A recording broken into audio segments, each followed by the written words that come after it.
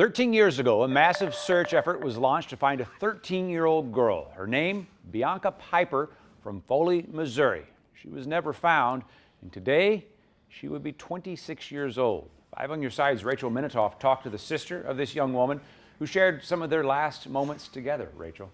Well, Tiffany Piper marks her sister's disappearance by milestones like birthdays, holidays, and the birth of her 2 children.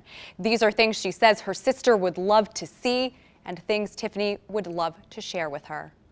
In Jesus' name I pray, amen. Amen. Every year, Tiffany Piper and her mom Shannon pray for their sister and daughter, Bianca Piper. On Saturday, they laid down a wreath in a memorial garden next to Bianca's name. Life does have to go on, but you think about it every day, things that she misses out on and things that we wish we could share with her. Tiffany says she thinks about all of the things her sister has missed. Whenever she was 16 and she could have drove, being in high school and going to prom, having a boyfriend, getting to have her own family. Bianca Piper went missing 13 years ago. Tiffany says her sister went for a walk outside to cool off and didn't come home. The last thing that I said to her was, thanks a lot, I'm going to have to finish up your chores now. That was the last thing I said to her, and it seems silly, but still 13 years later, that's what I said to her last instead of I love you. The Lincoln County Sheriff's Department searched by horseback and with 4-wheelers. Search dogs tried to sniff out the trail too, but ultimately there was no sign of Bianca.